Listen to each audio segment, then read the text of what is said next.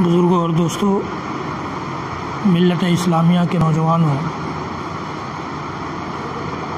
پچھلے 4 جمعوں سے قرآن پاک کی بڑی بابرکت صورت، بابرکت آیت، جس میں اللہ رب العالمین نے اپنے اسم اعظم کا بھی تذکرہ کیا ہے، اس سے متعلق گفتگو ہو رہی ہے۔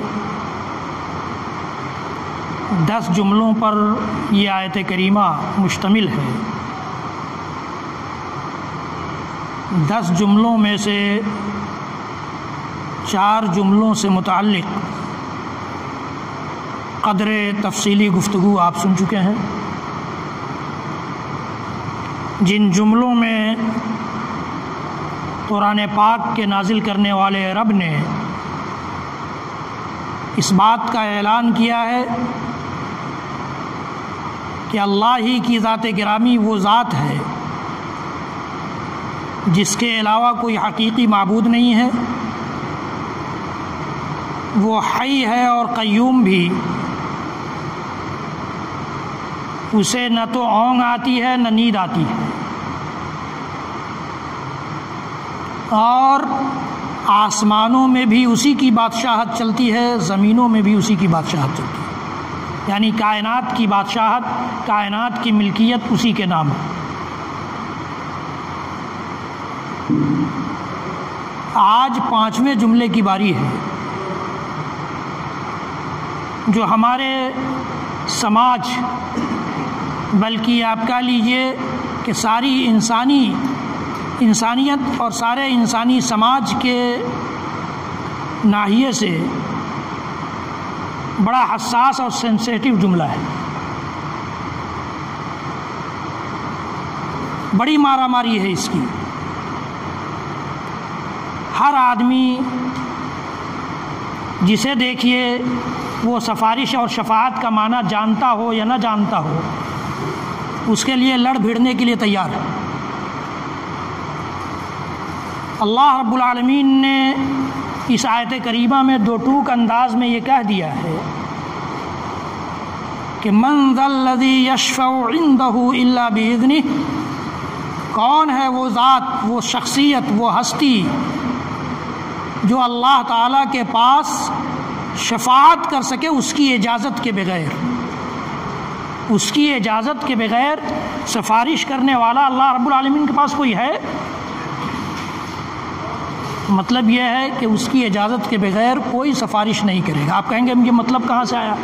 قرآن پاک کی بے شمار آیتیں ہیں جو اس بات کو بتاتی ہیں، اس بات کی خبر دیتی ہیں، اس بات کا عقیدہ سکھلاتی ہیں کہ اللہ رب العالمین کی اجازت کے بغیر اللہ رب العالمین کے ہاں کوئی سفارش، کوئی شفاعت نہیں چلے گی۔ من ذا الذی یشفع عندہ الا باذنہ، یہ قرآن پاک کا اپنا ایک انداز ہے، رب العالمین کا اپنا ایک انداز ہے کہ وہ سوال کر کے انسانیت کو اور خصوصی طور پر قرآن پر ایمان رکھنے والوں کو جھنجھوڑتا ہے کہ کبھی تم نے سوچا اس پوائنٹ پر کہ وہ کون سی ذات ہو سکتی ہے جو رب العالمین کی اجازت کے بغیر اس کے پاس بات کرنے اور سفارش کرنے کی صلاحیت رکھتی ہو؟ یعنی کوئی ذات نہیں۔ جیسے اللہ تعالیٰ نے فرمایا اِلٰہٌ مع اللہ، کیا اللہ کے علاوہ بھی کوئی الہ ہے، کوئی معبود ہے جو زمین و آسمان کو پیدا کرے اور زمین سے غلے اگا کر کے آسمان سے بارش برسا کر لوگوں کو رزق فراہم کرے؟ اس طرح کے جملے یہ قرآن پاک میں بے شمار مقامات پر استعمال ہوئے جہاں اللہ تعالیٰ نے سوال کر کے اس کو منع کرنے کی کوشش کی ہے۔ اس کو عربی اصطلاح میں یا گرامر کی اصطلاح میں استفہام انکاری کہا جاتا ہے۔ یہ سوال انکار کے لیے ہے، کوئی نہیں ہے ایسا، کوئی ایسی ذات نہیں ہے، کوئی ایسی ہستی نہیں ہے، کوئی پہنچا ہوا نہیں ہے، چاہے اس کا تعلق انبیاء سے ہو، اولیاء سے ہو، بزرگان دین سے ہو، علماء سے ہو، حفاظ کرام سے ہو، کسی سے بھی ہو، کوئی بھی اس کی اجازت کے بغیر سفارش نہیں کر سکتا۔ سفارش کرنا تو بڑی دور کی بات ہے۔ یوم یأتی لا تکلم نفس الا باذنہ، کوئی وہاں بات نہیں کرے گا اس کی اجازت کے بغیر، رب العالمین کی اجازت کے بغیر بات بھی نہیں کرے گا. لا یتکلمون الا من اذن له الرحمن وقال صوابا. فرشتے صف در صف کھڑے ہوں گے, کوئی نہیں بولے گا. جبریل امین بھی ہوں گے اور محمد عربی صلی اللہ تعالی وسلم بھی ہوں گے. ابراہیم علیہ الصلوۃ والسلام جنہیں اللہ تعالیٰ نے خلیل بنایا ہے اپنا, وہ بھی ہوں گے. نوح علیہ الصلوۃ والسلام جیسے اولو العزم من الرسل سے تعلق رکھنے والی شخصیت بھی ہوگی. آدم علیہ السلام اللہ تعالیٰ نے ان کو بنا کر انسانیت کی شروعات کی تھی, وہ بھی ہوں گے. لیکن لا یتکلمون الا من اذن له الرحمن, رحمان کی اجازت کے بغیر کوئی بات نہیں کرے گا, کوئی بات نہیں کرے گا. سفارش تو بڑی دور کی بات ہے. سفارش تو جو قریبی آدمی ہوتا ہے, قریبی ذات ہوتی ہے, ہستی ہوتی ہے, شخصیت ہوتی ہے, وہ سفارش کرتی ہے. کوئی بات بھی نہیں کر سکتا ہے, کوئی اپنا رونا بھی نہیں رو سکتا, اپنی پریشانیوں کا نہیں رو سکتا ہے. اللہ کے نبی صلی اللہ علیہ وسلم کی وہ حدیث گرامی میں نے بار بار اس منبر سے بیان کی, جس میں اللہ کے رسول صلی اللہ علیہ وسلم بیان فرماتے ہیں کہ جب حشر کا میدان سجے گا اور رب کائنات کا عرش لگے گا تو وہاں ساری انسانیت پریشان ہوگی. ہر انسان اپنے گناہوں کے بقدر پسینے میں ڈوبا ہوا ہوگا, ہر انسان.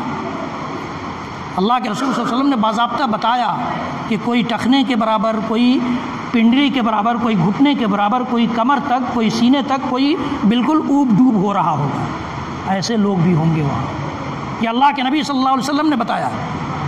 ایسے حالات میں جب ساری انسانیت پریشان ہوگی اور سورج بالکل ہمارے سر پہ ہوگا, لوگ جائیں گے آدم علیہ السلام کے پاس اور کہیں گے کہ آپ تو ہمارے باپ ہیں, اللہ تعالیٰ نے انسانیت کی ابتدا آپ سے کی ہے, آپ سے اللہ تعالیٰ نے کائنات بسائی ہے, آپ رب العالمین سے سفارش کیجئے کہ ہم لوگوں کا حساب کتاب جلدی ہو جائے, جو جہاں کا ہو وہاں چلا جائے, کم از کم اس پریشانی سے تو نجات ملے. آدم علیہ السلام کا جواب ہوگا کہ میں اپنے اندر وہ صلاحیت نہیں پاتا ہوں کہ میں رب العالمین کے پاس جا کر تم لوگوں کے لیے سفارش کر سکوں. کہ آج میرا رب جتنا غضبناک ہوا ہے, جتنا غصہ ہوا ہے, آج سے پہلے کبھی اتنا غصہ نہیں تھا. کہ جاؤ دیکھو کہیں نوح تمہارے لیے جو آدم ثانی کہلاتے ہیں, نوح علیہ الصلوۃ والسلام پر ایمان لانے والوں کے علاوہ اس وقت ساری انسانیت کو اللہ تعالیٰ نے غرق آب کر دیا تھا, سب کو ڈبو دیا تھا, اسی لیے ان کو آدم ثانی, سیکنڈ آدم کہا جاتا ہے. ان کے پاس جاؤ دیکھو کہیں وہ سفارش کر سکیں. نوح علیہ الصلوۃ والسلام کے پاس لوگ جائیں گے, نوح علیہ السلام بھی یہی جملہ دہرائیں گے کہ غضب الیوم ربی لم یغضب بعد, کبھی میرا رب آج کی طرح سے غصہ نہیں ہوا تھا, اس لیے میں یہ کام نہیں کر سکتا. جاؤ ابراہیم کے پاس, اللہ تعالیٰ نے انہیں خلت کے درجے سے نوازا تھا, خلیل بنایا تھا, بہت قریبی شخصیت ہے اللہ رب العالمین کی, وہ ان کے پاس جاؤ, ہو سکتا ہے کہ وہ سفارش کر سکیں.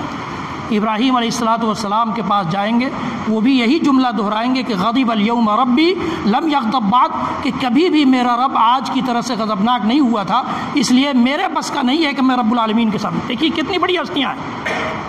ہم لوگ, ہمارا سماج, مسلم سماج کیا کرتا ہے, جسے چاہتا ہے کہتا ہے کہ یہ ہمارے سفارش کر دے گا,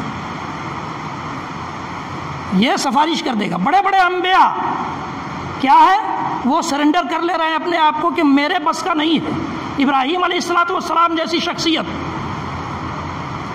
ابراہیم علیہ السلام کہیں گے کہ دیکھو ایک ہستی ہے, ان کے پاس جاؤ, وہ شاید کچھ کر سکیں, اور وہ محمد عربی صلی اللہ تعالی وسلم کی ہستی ہے. ساری انسانیت ان کے پاس جائے گی. تو ایسا نہیں ہے کہ اللہ کے رسول صلی اللہ علیہ وسلم لوگوں کے کہنے سے سفارش شروع کر دیں گے, نہیں. اللہ کے رسول صلی اللہ علیہ وسلم فرماتے ہیں کہ میں سجدے میں گر پڑوں گا رب العالمین کے سامنے.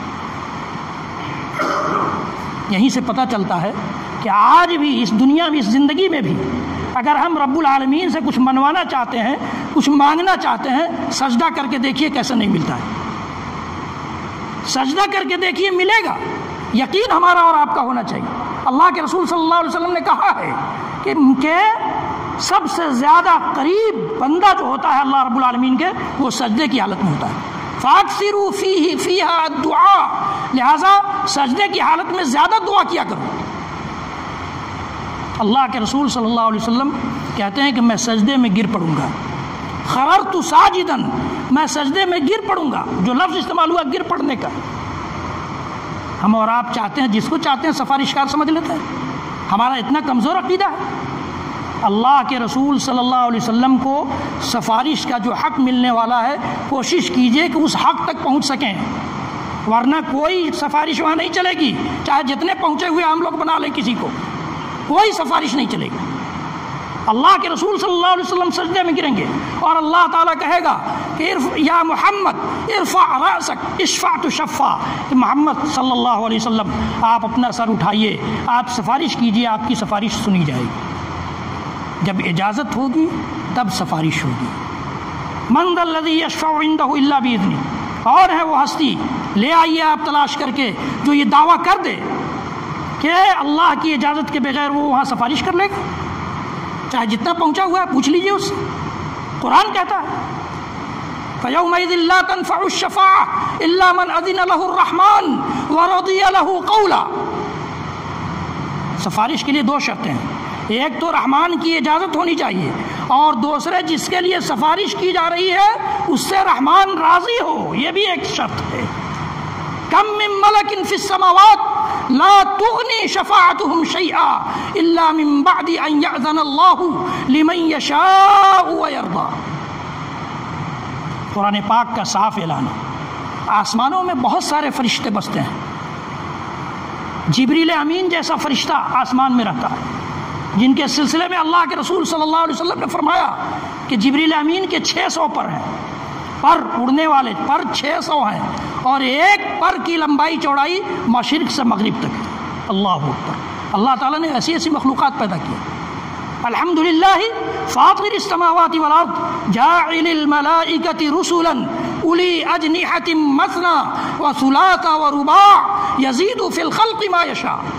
اللہ رب العالمین نے فرمایا ہے کہ ساری تعریفیں، تعریف کی جتنی قسمیں ہو سکتی ہیں، سب اس آسمان و زمین کے پیدا کرنے والے کے لیے ہے جس نے فرشتوں کو رسول بنایا ہے. رسول کا مطلب یہ کہ اپنے احکام کو نافذ کرنے والا اور اپنے پیغام کو انبیاء تک پہنچانے والا. رسولن اولی اجنحہ، پر والے بنایا ہے. یہ پر والی مخلوق ہے فرشتوں کی. کسی کے 2 پر ہیں، کسی کے 3 پر ہیں، کسی کے 4 پر ہیں. یزید فی الخلق ما یشاء، اور اللہ تعالیٰ جس کی پیدائش میں جیسا چاہتا ہے بڑھا دیتا ہے. اللہ کے رسول صلی اللہ علیہ وسلم نے بتایا کہ جبریل امین کے 600 پر ہیں. ایسی مخلوق اور ایسی ہستیاں بھی ہیں. کم من ملک فی السماوات، اللہ تعالیٰ فرماتا ہے سورۃ النجم میں 27ویں پارے میں کہ کتنے فرشتے ہیں آسمانوں میں، لا تغنی شفاعتهم شیئا، ان کی شفاعت اور سفارش بھی تمہیں کچھ کام نہیں آئے. اللہ تعالیٰ کہہ رہا ہے جس کے ہاں سفارش ہم لوگ کروانے کے لیے کوشش کرتے ہیں اس دنیا میں، وہ ذات خود کہہ رہا ہے کہ فرشتوں تک کی، فرشتے آپ کو معلوم ہے کہ فرشتوں سے گناہ نہیں ہوتا ہے. اللہ تعالیٰ نے ان کو ایسا بنایا ہے کہ وہ گناہ نہیں کرتے. لا یعصون اللہ ما امرہم، اللہ تعالیٰ جو کچھ حکم دیتا ہے وہ بجا لاتے ہیں. یفعلون ما یؤمرون، جو کچھ حکم ہوتا ہے اللہ کا وہ بجا لاتے ہیں. عبادت کے سلسلے میں میں نے آپ کو بتایا کہ ان کی عبادتوں کا حال یہ ہے کہ خود انہوں نے دعویٰ کیا تھا کہ نسبح بحمدک ونقدس لک، ہم کافی ہے آج تیری حمد و ثنا بیان کرنے کے لیے، تسبیح بیان کرنے کے لیے، تیری بزرگی بیان کرنے کے لیے، تیری بادشاہت کا اعلان کرنے کے لیے ہم کافی ہیں. جب آدم علیہ السلام کی پیدائش کا وقت آیا تھا، اور یہ بھی بتایا ہے آپ کو کہ فرشتوں کی ایک جماعت جو قیام کی حالت میں ہاتھ باندھے کھڑی ہے اللہ تعالیٰ کے سامنے قیامت تک کھڑی رہی. جب سے اللہ تعالیٰ نے ان کو پیدا کیا ہے تب سے قیامت تک ہاتھ باندھے اللہ کی عبادت میں رہیں گے. جو جماعت رکوع میں ہے وہ رکوع کرتی رہے گی، جو جماعت سجدے میں ہے وہ سجدے کرتے رہے گی. اور فرشتوں کی تعداد کے بارے میں نے بتایا تھا کہ یہ اپنی عبادت گاہ بیت معمور کا طواف روزانہ 70,000 کی تعداد میں کرتے ہیں، اور ایک بار جن فرشتوں نے طواف کر لیا ہے دوبارہ ان کی باری قیامت تک نہیں آئے گی. اس طرح تعداد، اتنی تعداد اللہ تعالیٰ نے فرشتوں کی بنائی ہے، اور یہ سب اللہ کے احکام کی پیروی میں لگی ہوئی. یہ ساری تعداد ہم اور آپ نہیں کرتے ہیں تو کیا ہوا؟ اللہ تعالیٰ کی بادشاہت میں کچھ کمی آ جائے گی نا. ہم اور آپ کریں گے تو وہ ہمارے کام آئے گا، اللہ رب العالمین کے کام نہیں آئے گا. یہ بھی اللہ رب العالمین کی رحمت ہے، مہربانی ہے، فضل ہے، کرم ہے کہ ہم کر رہے ہیں اس کے لیے، لیکن اس کی اس کو ضرورت نہیں ہے، اس کو اس کی ضرورت نہیں ہے، ضرورت ہمیں ہے، پھر بھی ہم نہیں تیار ہیں کرنے کے. بات یہ ہو رہی تھی کہ کم من ملک فی السماوات، لا تغنی شفاعتهم شیئا، فرشتوں کی سفارش بھی نہیں چلے گی، الا من بعد ان یأذن اللہ لمن یشاء ویرضی، ہاں اس کے بعد سفارش سنی جائے گی کہ اللہ اجازت دے دے اور اللہ راضی ہو جائے۔ تو بغیر رضامندی کے اور بغیر اجازت کے کوئی سفارش وہاں نہیں چلنے والی ہے۔ ہم اور آپ لاکھ دنیا میں سر پیٹ لیں اور جو چاہیں شارٹ کٹ استعمال کر لیں یا تلاش لیں، کوئی فائدہ نہیں اس میں۔ ہم جس کو شفاعت کار سمجھتے ہیں، سفارش کار سمجھتے ہیں، جس کے بارے میں یہ عقیدہ رکھتے ہیں کہ یہ اللہ تعالیٰ کے ہماری کچھ پیروی کر دیں گے، کچھ سفارش کر دیں گے، اس کو خوش کرنے کے چکر میں اپنے رب کو ناراض کر لیتے ہیں، اپنے رب کو ناراض کر لیتے ہیں، اور رب کی سفارش کے لیے کوئی ضرورت نہیں ہے۔ ہم نے اللہ رب العالمین کی بادشاہت کو، اللہ رب العالمین کی حکمرانی کو مثال دے کر دنیا کے حاکموں سے مثال دے دیا ہے، دنیا کے حاکموں کے برابر قرار دیا ہے، جبکہ اللہ تعالیٰ کہتا ہے فَلَا تَضْرِبُوا لِلَّهِ الْأَمْثَالَ، اللہ کے لیے مثالیں مت بیان کرو۔ یہاں لوگ کیا کہہ دیتے ہیں، کلکٹر صاحب کے پاس جانا ہے تو ڈائریکٹ چلے جائیے گا، نہیں، سفارش کی ضرورت پڑتی ہے۔ اللہ رب العالمین کے یہاں ڈائریکٹ آئیے۔ اللہ تعالیٰ خود کہتا ہے اذا سألك عبادی عنی فإنی قریب اجیب دعوت الداعی اذا دعان، میرے بندے میرے بارے میں مجھ سے تم سے پوچھیں تو کہہ دو کہ میں تو بہت قریب ہوں، اور دعا کرنے والا جب دعا کرتا ہے میں اس کی دعا قبول کرتا ہوں، سنتا ہوں۔ کلکٹر صاحب دیوار کے پیچھے کی بات نہیں سن پائیں گے، اور رب العالمین جب پکاریں گے، رات کی تاریکی میں، تنہائی میں، اور چاہے دل میں پکاریں، چاہے زبان سے پکاریں، چاہے اعلان کر کے پکاریں، وہ سنتا ہے۔ فرق ہے یا نہیں؟ فلا تضربوا للہ الامثال، دنیا کے حاکموں سے رب کی مثال نہیں دی جا سکتی ہے۔ قرآن کہتا ہے اللہ کے لیے مثالیں مت بیان کرو۔ یہاں کیا ہے، یہاں کا حق کے حاکم کو رشوت بھی چاہیے، اس حاکم کو رشوت چاہیے نہیں چاہیے، اس لیے یہاں پیروی کی ضرورت پڑتی ہے کہ پیروکار جو ہوں گے وہ کچھ لے جا کر چڑھاوا چڑھائیں گے تب ہماری بات بنے گی۔ اللہ رب العالمین کیا نہیں، امن یجیب المضطر اذا دعاہ ویکشف السوء، قرآن کہتا ہے کیا کوئی ہے جو پریشان حال کی پریشانی کی دعا کو سنے اور اس کی پریشانی کو دور کر دے؟ وہ اللہ کی ذات ہے۔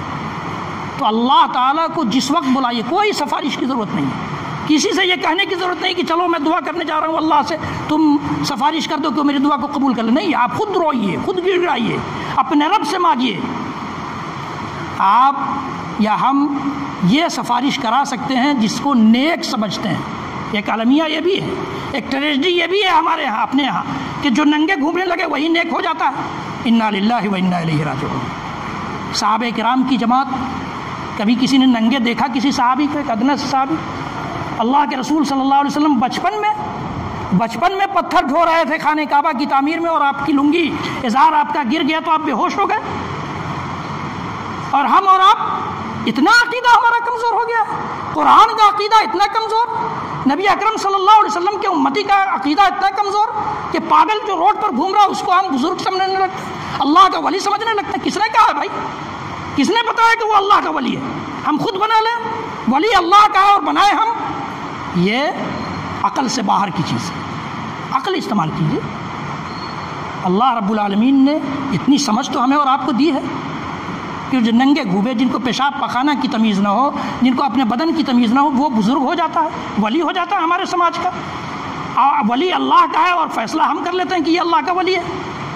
اللہ جس کو چاہے اپنا ولی بناتا ہے، اور ولایت کے لیے یہ ننگاپن شرط نہیں ہے۔ اللہ تعالیٰ نے اعلان کیا الا ان اولیاء اللہ، دیکھیے ٹاپک کوئی اور تھا لیکن بات واضح ہو جانی چاہیے تاکہ کل قیامت میں ہم میں سے کوئی یہ نہ کہے کہ ہمیں کوئی بتایا نہیں تھا۔ الا ان اولیاء اللہ لا خوف علیہم ولا هم يحزنون الذین آمنوا وكانوا يتقون۔ صاف کر دیا ہے رب العالمین نے کہ سنو، اللہ کے اولیاء کو نہ کوئی خوف ہوگا نہ غم ہوگا، لیکن یہ اللہ کے اولیاء ہوں گے کون؟ قرآن بتائے گا، اللہ بتائے گا۔